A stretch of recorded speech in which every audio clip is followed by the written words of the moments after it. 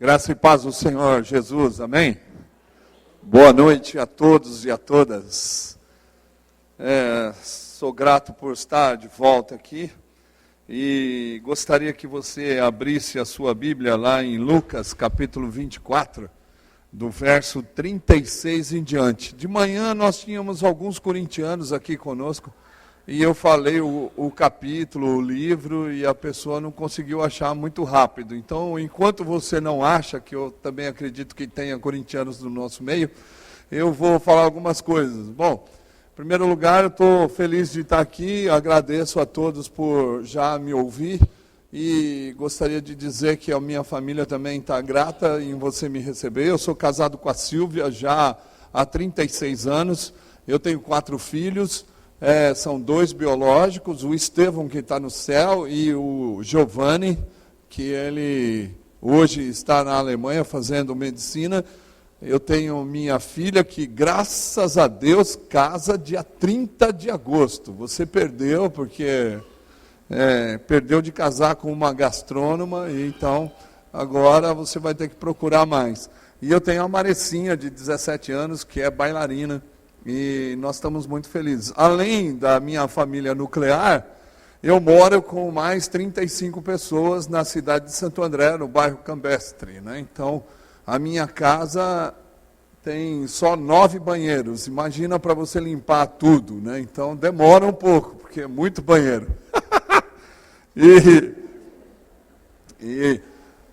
quem mora comigo? Bom, eu e minha esposa, 22 anos atrás, nós decidimos morar com pessoas que ninguém queria. Então, convidamos um grupo de pessoas que estão à margem da sociedade para morar com a gente. Travestis, prostitutas, criança de rua, bandido, assassino, traficante. Então, nós temos de tudo um pouco lá, drogado, né? Então, nós temos de tudo um pouco na nossa casa. Hoje a nossa casa tem 10 crianças, tem adolescente, tem mulheres, tem homens e assim por diante. A faixa etária de 2 anos a 59 anos. Então, nós estamos tentando ser uma família um pouco maior, né, do que a normal. E tem sido muito bom durante esses 22 anos. Mas, além disso, nós temos um trabalho nas ruas. Nós vamos toda semana nos prostíbulos. Eu não sei se você vai toda semana no prostíbulo, mas eu vou. E eu acho que vale a pena ir no prostíbulo. Lógico que para falar de Jesus, para essa turma toda. E nós visitamos também casas de cafetinagem, de travesti. Então eu também estou toda semana visitando um grupo de travesti. Mas nós estamos treinando um grupo muito novo de missionários. Então, nós somos em 12 missionários. Eu e minha esposa começamos sozinha essa missão, catando papelão, vidro, papel e lata na rua. Na verdade, foi isso mesmo. Passamos por muito tempo catando lata, papelão e vidro na rua para sustentar a nossa própria família e também sustentar a nossa casa. E assim nós começamos um trabalho. Hoje nós temos 60, 70 travestis que são nossos amigos, mais de 100 prostitutas que são nossas amigas, fora o atendimento para 140 crianças, com 9 oficinas num prédio. Além disso, nós também visitamos as famílias de uma favela chamada Favela do Cigano, onde nós tentamos encontrar os pobres mais pobres da favela e construímos casas para esses pobres mais pobres. Então, nós começamos há 12 anos atrás a essa missão, catando lata na rua, e hoje nós investimos aproximadamente R$500 milhão na vida das pessoas pobres, né? E nós não estamos só em Santo André, nós estamos em Itaquaquecetuba, onde tem pobre, gente, miserável, eu estou lá, né? Você pode ver que tem alguma mãozinha ali. Porque, cara, eu não consigo trabalhar com rico, até gostaria, mas eu não consigo. E também nós estamos em Campinas, construindo 2 carretas, que nós chamamos Carreta da Saúde, que nós vamos levar profissionais da saúde para o Brasil, aonde não tem acesso à saúde. Então essa é a nossa missão hoje. Você pode entrar no nosso site, você vai ver, o site é missãosal.org.br, você verá todas as nossas atividades, acampamentos com travesti, acampamento com prostituta, acampamento com crianças, e vale a pena. Eu já levei o Jonatas num acampamento com travesti, e a esposa dele, foi muito legal, né? E aí é lógico que ele deixou de ser travesti, e agora está vivendo uma vida normal com a esposa.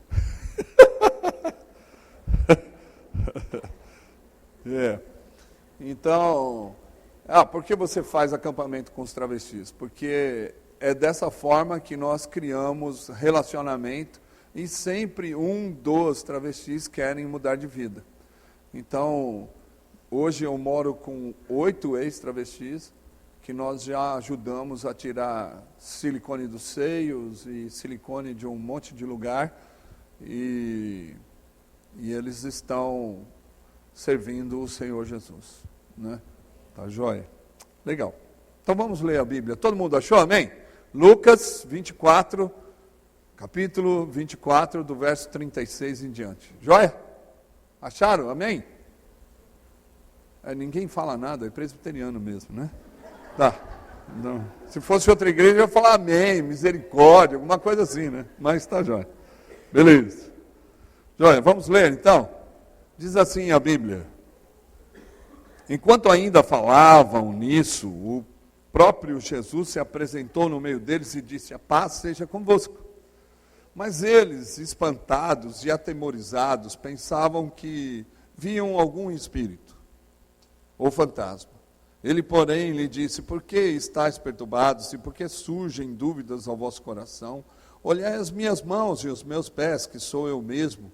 Apalpai-me e vede, porque um espírito ou fantasma não tem carne nem osso, como percebeis que eu tenho. E dizendo isso, mostrou-lhe as mãos, os pés, não acreditando eles ainda por causa da alegria, e estando admirados, perguntando-lhes Jesus: tendes aqui alguma coisa que comer? Então lhe deram um pedaço de peixe assado, o qual ele tomou e comeu diante deles. Depois lhe disse: são estas as palavras que vos falei, estando ainda convosco, que importava que se cumprisse tudo o que de mim estava escrito na lei de Moisés, nos profetas e nos salmos. Então,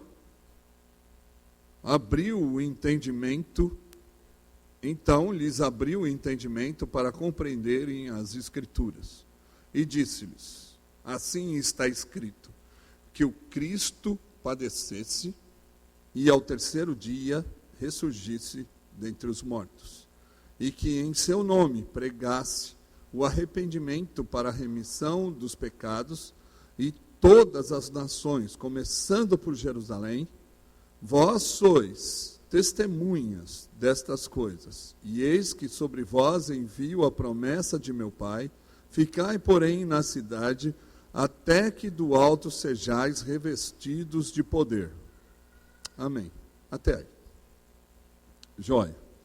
Então, Lucas, essa manhã eu falei sobre a vida em missão, e falei que quem está em missão tem que entender que Deus sonhou você, Deus criou você com um propósito. Então, essa manhã eu falei sobre essas 3 coisas. E hoje, à noite, eu gostaria de falar sobre a igreja em missão. Que existe um corpo, e esse corpo precisa estar em missão, assim como os seus membros também. E para isso, ele precisa saber que ele tem algumas ações que ele precisa ser claro na cidade onde ele está. A igreja que se estabelece na cidade precisa ter ações que são ações pontuais, que não só pontuais, mas contínuas, que Jesus mesmo quer que isso aconteça. Então, nesse texto, eu gostaria de tirar 25 ações que a igreja deveria de ter na cidade. Amém, irmãos? Então, até 9 horas não vai dar tempo, né? mas eu vou tentar aqui, tá joia? Então, essa história, Lucas relata, e Lucas não está escrevendo em loco, quando Jesus está ressuscitado. Lucas é grego, médico, e é um cara que fez uma pesquisa apurada dos fatos que Jesus passou. Então ele foi atrás e pesquisou, e fez isso com apreço. E é claro que ele está escrevendo mais ou menos no ano 70, mas o que acontece no ano 70?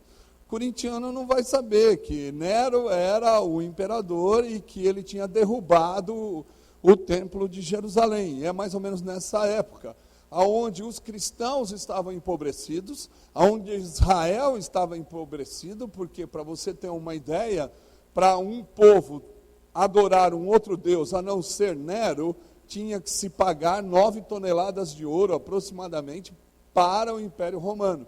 Então, por que Nero derrubou o templo? Porque ele não queria que adorasse o outro Deus? Não, é porque Israel não pagou imposto para o Império Romano. É um problema econômico, a derrubada do templo de Jerusalém. E é claro que, derrubando o templo, as pessoas acreditavam que Deus estava no templo, e ali ele tentou destruir o Deus de Israel, né? E por que perseguia os cristãos? Porque os cristãos acreditavam que Jesus Cristo era o Senhor. E Lucas está querendo motivar as pessoas a continuarem crendo no Evangelho e na pessoa de Jesus. E por isso que Lucas escreve. E ele é muito paradoxal em relação às escritas, porque ele faz comparações antagônicas em relação ao Império Romano e ao Reino de Deus. Para você ter uma ideia, só vou citar isso, mas você pode procurar depois, que nem, qual era o símbolo do Império Romano? Uma águia, uma ave de rapina que entra para pegar a sua presa e destruir tudo o que tem, porque essa é a ideia, né? E qual é o símbolo do Reino de Deus? Uma pomba simples, né? Humilde e tal. Então, essas são as comparações que você pode encontrar no livro de Lucas, várias comparações que Lucas está fazendo em relação ao Império Romano. Então, chega-se no final do Evangelho, ele vai falar sobre a ressurreição, e ele tem fatores muito interessantes, que ele vai dizer que o povo estava, e é claro, estava tudo reunido num quarto, ou então numa casa, e a casa não é muito grande, porque as casas em si não eram muito grandes em Israel. E então o povo estava todo acumulado dentro de uma casa pequena, e Lucas relata que ele aparece. E ele aparece de uma forma interessante, porque ele não bate na porta, ele não pula a janela, ele não desce do telhado. E lógico que Lucas escreve dizendo que Jesus, ele apareceu da seguinte forma. Desse jeito, surpreendentemente ele aparece no meio dos caras. Então, no meio das pessoas. E aí ele diz da seguinte forma: a paz seja convosco. Então, o que acontece quando uma pessoa que está morta, eu nunca tive essa experiência, mas eu penso, como que seria se uma pessoa que você ama demais, ou que todos nós amamos demais, mas ela faleceu, e ela aparecesse aqui de repente, o que aconteceria? Eu acho que aquela porta seria pequena, essa janela também não ia ter mais vidro, mano, porque todo mundo ia sair vazado daqui, entendeu? É isso. Então, os discípulos ficaram assustados e eles sumiram da sala onde eles estavam orando. E é claro que uns pularam atrás do sofá, outros se esconderam atrás da geladeira, outros fecharam a porta do quarto, e assim foi. E Jesus ficou sozinho na sala. E aí Jesus falando: gente, sou eu mesmo, vem cá, não é um fantasma não, toca aqui, né? Toca na chaga, toca aqui, vai ver que sou eu mesmo. É lógico, o corintiano não entende chaga, né? Pereba, né? Então, pereba para o corintiano é mais fácil. Então, toca aí na pereba, tal, você vai ver que sou eu mesmo. Então, aí os caras vieram e ficaram alegres, mesmo assim não acreditando que era Jesus. E Jesus com fome, porque tinha ressuscitado, lógico, né? E Jesus foi chamado de comelão e beberrão, ele estava com fome, né? Essa coisa eu me pareço muito com Jesus, eu como muito bem. E aí Jesus, ele disse assim, tem alguma coisa aí que comer e tal. E aí Pedrão já saiu desesperado, foi lá, ligou o micro-ondas, colocou um peixe, né, para assar, abriu a geladeira, pegou um favo de mel, colocou e falou, vamos lá gente, agora ele vai multiplicar esse negócio, vai todo mundo comer junto com ele. Mas é lógico que Jesus estava com fome, não multiplicou nada, comeu sozinho, né? E ali ele falou todas as coisas. O que ele falou? São partes do Antigo Testamento que revelava que isso ia ter que acontecer. E a Bíblia deixa muito claro que todos eles, né, deixaram de ser corintianos nessa hora, porque a Bíblia diz que abriu o entendimento deles. Né? Então eles passaram a entender toda a realidade de Jesus. E diante disso, ele fala que agora esses discípulos serão testemunhas dele, né? E que eles tinham que ficar na cidade até que o Espírito Santo viesse. Então, nessa história, existem ações que nós precisamos ter dentro da cidade onde nós estamos.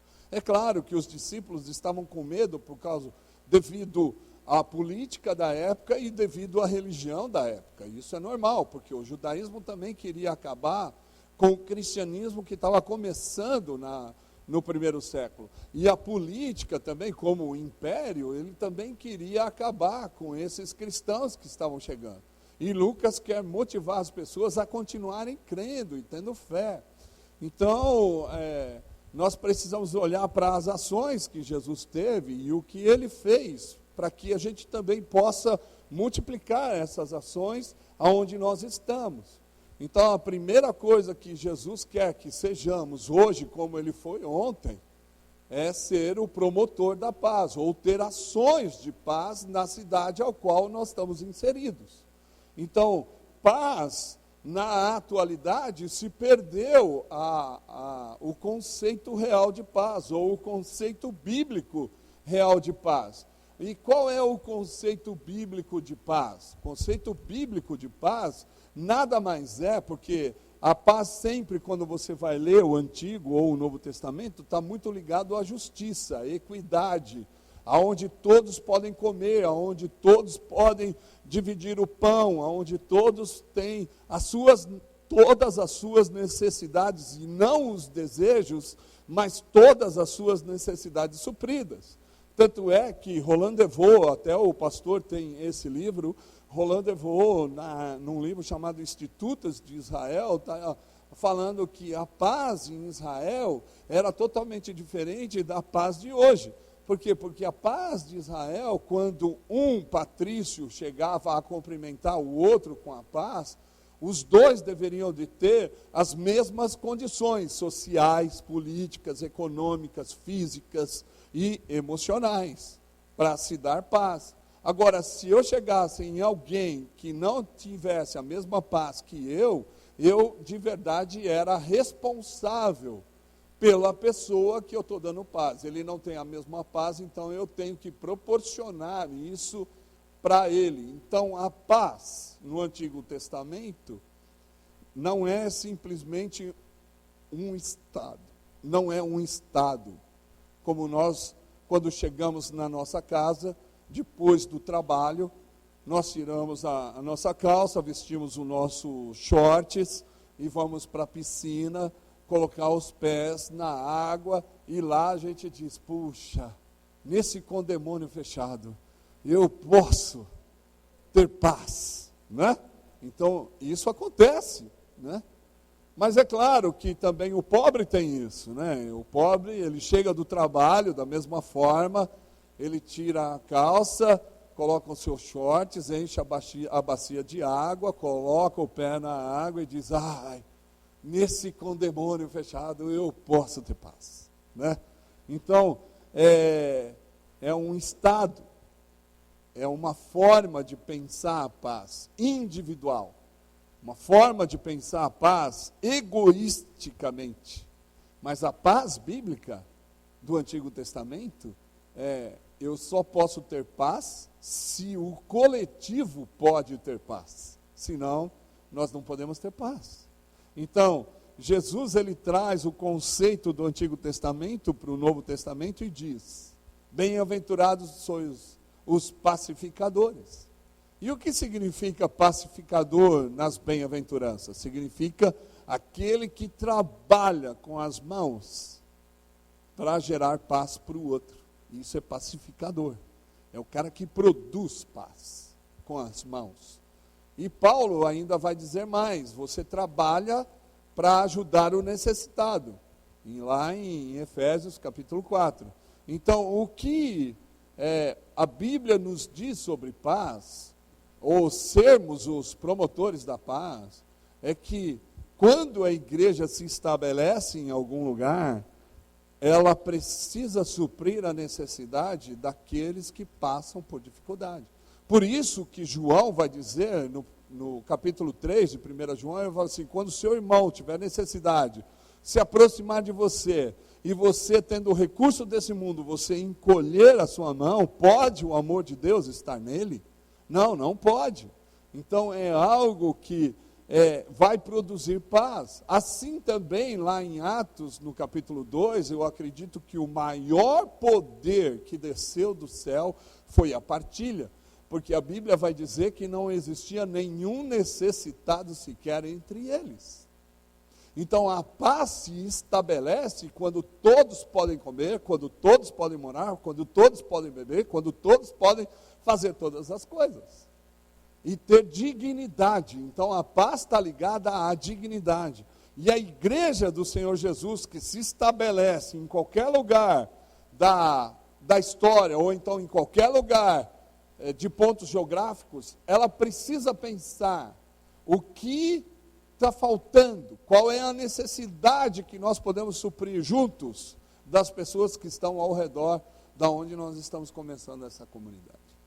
Então, é importante nós sabermos que não é só uma pessoa que precisa estar em missão, mas todo o corpo de Jesus está em missão. E estar em missão não é simplesmente só atravessar o mar, mas é ser missão aonde se estabelece. Então é algo que nós precisamos entender, que o primeiro passo para a gente poder criar responsabilidades diante da comunidade que está ao redor, é nós sempre estarmos dispostos a suprir a necessidade do outro. E isso é trazer paz para a cidade. Então, eu já fui em vários lugares, e quando nós chegamos nos lugares, a gente percebe a violência, a quantidade de igreja, mas a violência também é imensa. Então, parece que a função da igreja não é muito clara. Por quê? Porque ela não está fazendo com que os índices de violência diminuam devido à quantidade de membros que ela tem. Então, precisamos estar mais atuantes na cidade para que esses índices de violência caiam. Porque esse é o papel da igreja, trazer paz para a terra. Né? Então, é o que Jesus veio fazer. Ele é o príncipe da paz. Então, é algo que nós precisamos ter e fazer. Então, esse é o primeira ação que eu acredito que uma igreja em missão precisa estar desafiada sempre a fazer. Essa mudança da realidade da violência para a paz. E isso só acontece quando nós podemos ser iguais aonde nós estamos. Não é? Então, essa é uma das condições que temos para poder passar e ter paz na cidade onde nós estamos. Não é uma segurança, não é um condemônio ou um condomínio que vai me trazer paz, mas é todas as ações que posso ter para que o outro possa ter. Então, eu sou responsável para que o outro possa ter paz como cristão que eu sou. Então, é algo que precisamos pensar como igreja do Senhor Jesus em missão, né? Não importa onde ela esteja. E não é simplesmente uma questão de dividir os recursos financeiros, é dividir a vida. É dividir a vida, é fazer com que as pessoas possam entender que Jesus está naquele lugar através do seu testemunho e através das suas ações. E essa é uma condição de fazer com que a cidade se torne pacífica e o reino de Deus se torna sinalizado naquele lugar. E a segunda ação que nós podemos ter diante desse texto, e que eu acho que é hiper importante para a comunidade cristã, é o que está intrínseco nesse texto. Imagina você tendo 11 amigos, porque um já se matou enforcado, se suicidou, né? E que acredito que o suicídio hoje, tanto em Sorocaba como no Brasil, é um fato que nós precisamos pensar.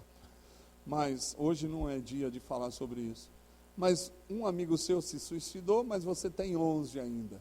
E você sai daqui do culto e vai numa pizzaria qualquer aqui, uma boa pizzaria, para comer a sua pizza do final do domingo, porque isso é praxe de todo crente, né? Acabou o culto, vão comer pizza, né? É como os políticos, né? Tudo acaba em pizza. Mas aí, tal, você vai com 11 amigos comer pizza, tá? E aí a polícia civil para na pizzaria e começa a fazer perguntas a respeito de vocês, todos. E aí chega à conclusão que você tem que ser preso, porque você é a pessoa que eles estão procurando. E aí os 11 amigos seus vai fazer o quê? Um deles vai falar, eu sabia que ele não era muito gente boa, mano. Eu tinha certeza que isso estava na minha cabeça sempre. Ele não é tão bom assim como ele fala que é. Os outros falam assim, a gente nem vai se aproximar da delegacia para tentar defendê-lo. Deixa o cara lá, né, se virar. E aí você passa 3 dias na delegacia sendo entrevistado e o pessoal puxa o seu DVC, ou o seu DVC, ou a capivara para o corintiano, né? E aí percebe que não tem nada depois de 3 dias. E aí o delegado vem e diz, me perdoa aí, foi engano. É lógico, a única coisa que você pode fazer é processar o Estado, vai demorar para receber, você vai tomar uma canseira lascada. Mas aí você sai. Você procuraria os 11 para dizer, e aí, gente, cheguei aqui, sou seu amigo aí de novo, tal. Você acha que eles iam te receber da mesma forma? Ou você mesmo iria procurar outros amigos? Então, essa é a parada que nós estamos lendo aqui nesse texto. Porque Jesus, ele foi atrás daqueles que o condenaram, daqueles que o abandonaram, daqueles que disseram que não era muito certo, não era muito bom mesmo, do jeito que ele estava fazendo. E Jesus, ele vai atrás desses 11. E o que ele quer dizer nessa situação? É a função, é o objetivo, é a missão de Jesus, reconciliar os seus inimigos com ele mesmo. Essa é uma atitude cristã. Então, dentro desse texto, existe a reconciliação, que é uma ação que a igreja precisa ter diante da cidade ao qual ela está. Trabalhar na reconciliação. E esse é um alvo, é um objetivo de Jesus, tanto é que ele não veio, né, como está lá em João 3,16, ele não veio para condenar, ele veio para salvar. Ou seja, Jesus, ele não veio para culpar ninguém, ele veio para salvar as pessoas, ele veio para perdoar as pessoas, João 3,17. Então, é um dos objetivos de Jesus, é uma das missões de Jesus, reconciliar o homem com Deus. Então, é algo que a igreja precisa fazer, automaticamente, na sua essência, precisa ter a reconciliação. Mas para que isso aconteça, nós também precisamos nos reconciliar com o outro. Nós também precisamos acertar a nossa vida com aqueles que são inimigos nossos. E é algo que muitas vezes isso impede da igreja ter a sua atitude de igreja do Senhor Jesus. E Jesus, ele mostra isso em vários lugares, né? Você pode ver a mulher que é adúltera. A turma da Fiel lá, os torcedores da Fiel, todos vieram na areia jogar a mulher e perguntar para Jesus, o que nós vamos fazer com essa mulher? Ela adulterou. E o que Jesus diz? Jesus diz, bom, então o que diz a lei? Tem que ser apedrejada. Então tá, beleza? Então, quem não tiver mundial pode atirar a primeira pedra. Né? Não, Jesus vai dizer da seguinte forma, bom, quem não tem pecado, né? Atira a primeira pedra. O que Jesus fez? Jesus igualou todo mundo a ela. Não que ela era a pior, mas ele igualou todo mundo diante dessa pergunta. E depois ele olha para ela, e é claro que a Bíblia diz que Jesus estava desenhando o símbolo do Palmeiras na areia. Né? E aí ele olha para a mulher e diz assim, bom, quem te condenou, mulher? Ninguém. O que Jesus diz? Nem eu. Vai e não peques mais. Não vamos entrar se ela pecou, se ela não pecou. Mas é só o objetivo de Jesus. Eu não te condeno. Vai, não peques mais. Na cruz do Calvário, o que Jesus fez? A primeira frase dele na cruz, depois de ser violentado, depois de ser cusparado, depois de ter colocado a coroa de espinhos.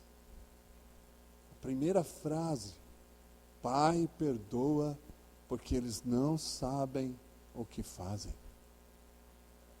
Em Romanos, Paulo vai dizer que Deus nos amou mesmo quando nós éramos inimigos dele. Então parece que existe um cotidiano invertido hoje, na igreja e na sociedade. Então nós temos que reverter esse cotidiano. Qual é o cotidiano que está invertido? A pessoa erra comigo, eu vou chegar no gabinete pastoral, vou sentar com o Caio e vou dizer, eu não aguento mais. Como essa pessoa é ruim comigo. Eu não quero mais vê-la desse jeito. E aí o Caio vai falar, não, mas você tem que perdoar. Não, mas foi ela que me machucou. Ela que tem que vir pedir perdão. E mesmo que ela pedir perdão, que ela fique lá no fundo, eu não vou ter mais relacionamento com ela, eu vou sentar aqui na frente, ela que fique lá no fundo, e eu não quero mais saber da vida dela. Eu sei que isso só acontece em Santo André, aqui não. Mas quem sabe um dia se acontecer, né, e tal. Então, mas o que Deus fez? Quem é o mais ofendido da história do universo? Não foi Deus que se ofendeu com a atitude humana? Mas quem foi atrás de quem? O ofendido foi atrás do ofensor.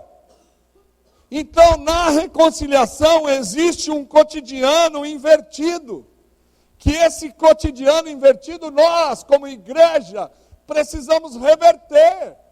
E que todas as ações que tiverem de ofensa em relação à nossa vida, nós temos que ir atrás e perdoar, porque essa é a atitude real do Evangelho. É algo que nós precisamos entender.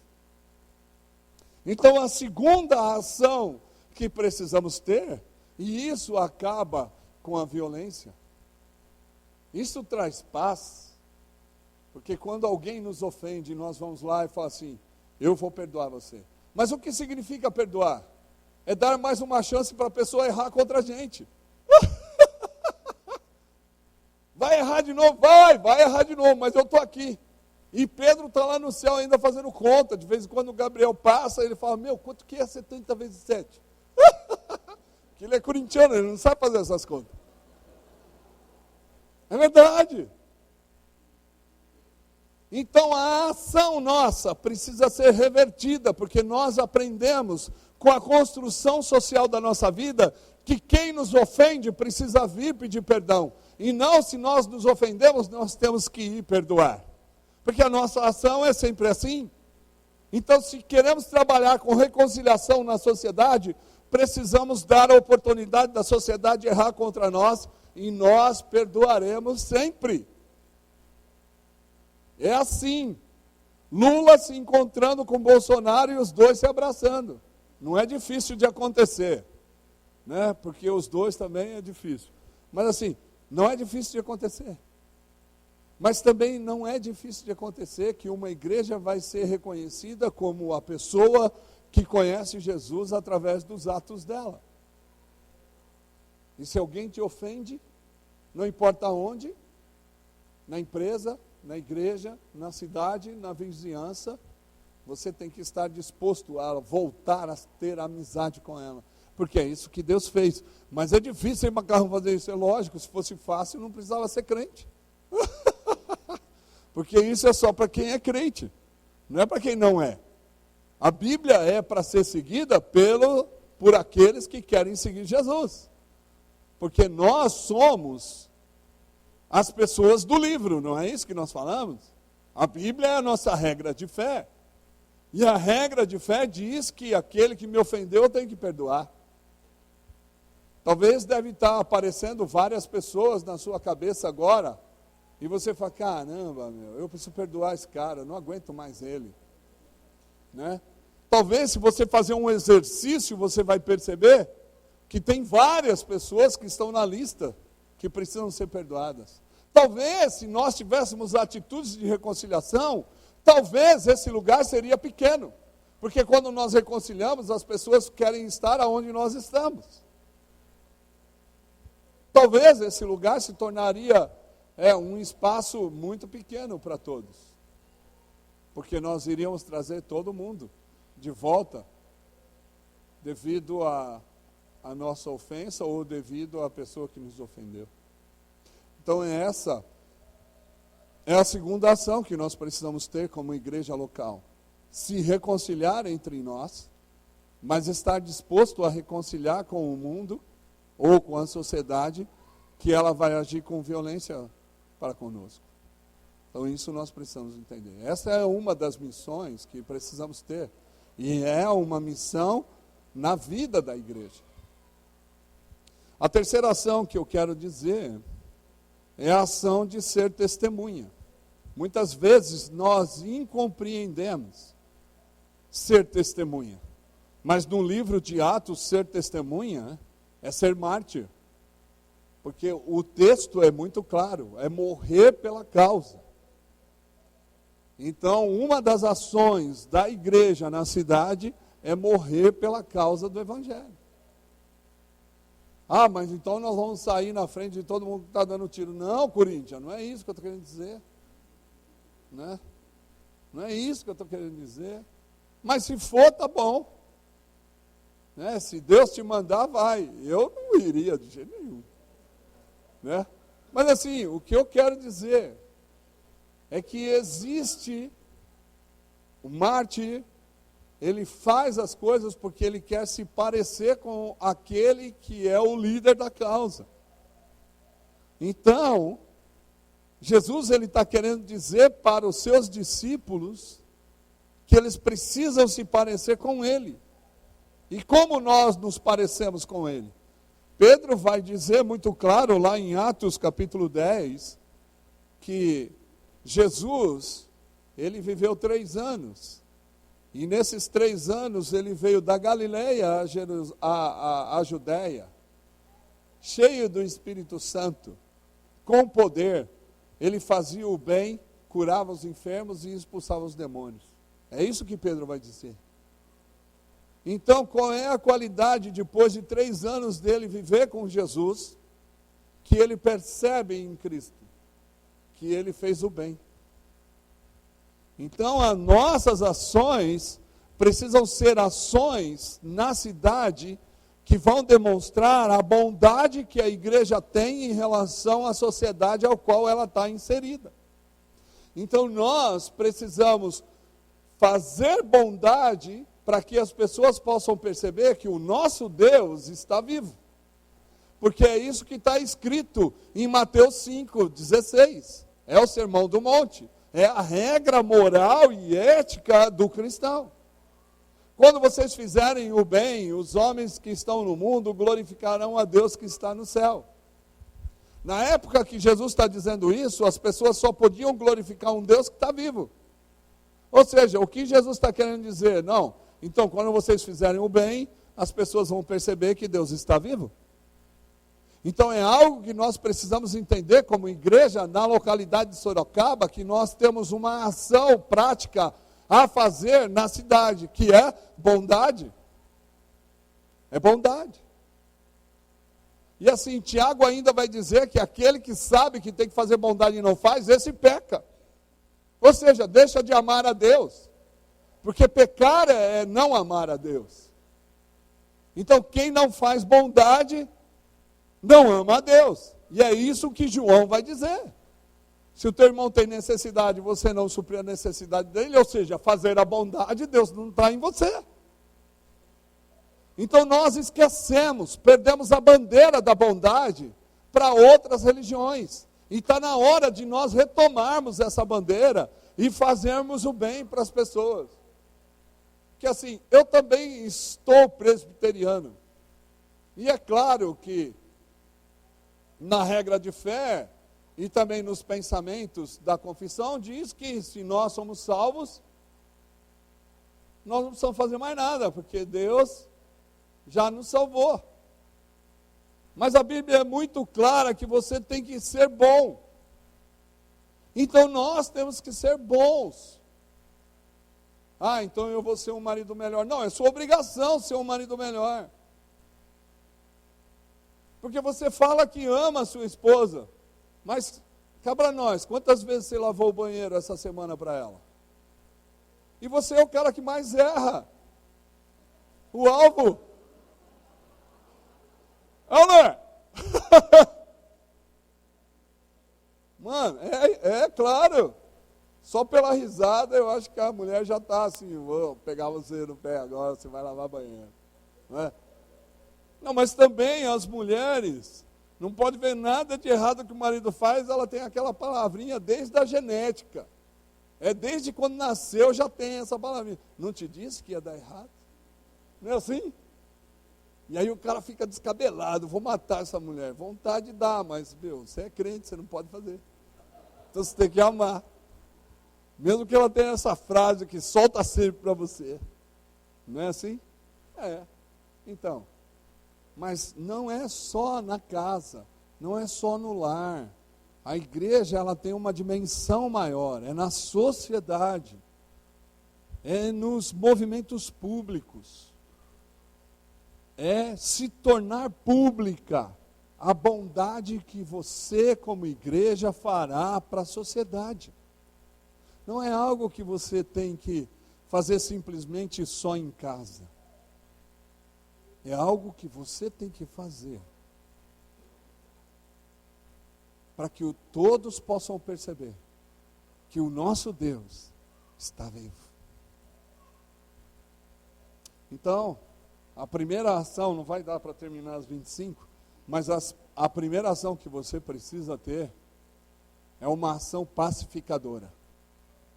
E pacificadora é equidade, igualdade. É saber da necessidade do outro e supri-la. É isso que nós temos que fazer. E Paulo vai dizer que nós temos que começar pelos domésticos da fé. Então precisamos começar aqui. Se existem pessoas passando necessidade, nós como igreja faremos algo para suprir a necessidade deles. Depois que as necessidades estão supridas, a paz vai sair pela janela, pelas portas, vai pular os muros, vai alcançar a vizinhança, vai alcançar a sociedade ao redor. É essa a situação que precisamos viver. É essas ações que precisamos ter. A ação de reconciliação também é dessa forma. Se inicia dentro da sua comunidade, mas essa reconciliação precisa pular os muros, precisa sair pelas portas e alcançar a sociedade que está cansada de violência, mas que a igreja também se torna uma proteção e não um braço aberto para a reconciliação. Nós precisamos pensar nisso. E a terceira ação que você precisa ter é voltar a fazer o bem.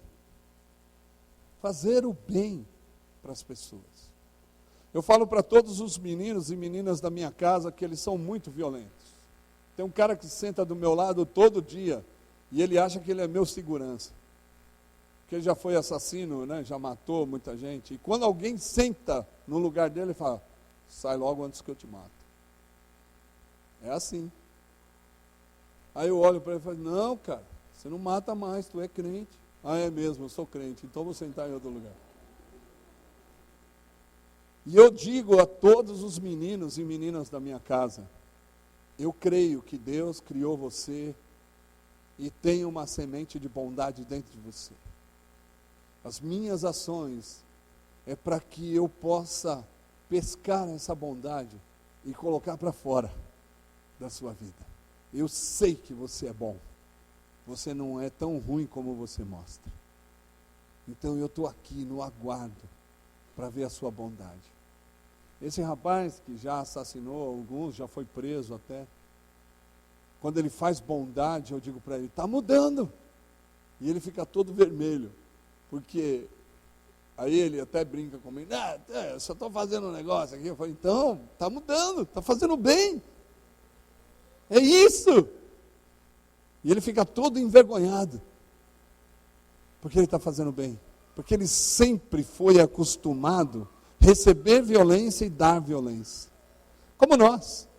Recebemos violência e damos violência. Mas quando começamos a praticar o bem, isso vai se tornar uma prática abençoadora para a cidade toda. E você pode praticar o bem, é tão simples.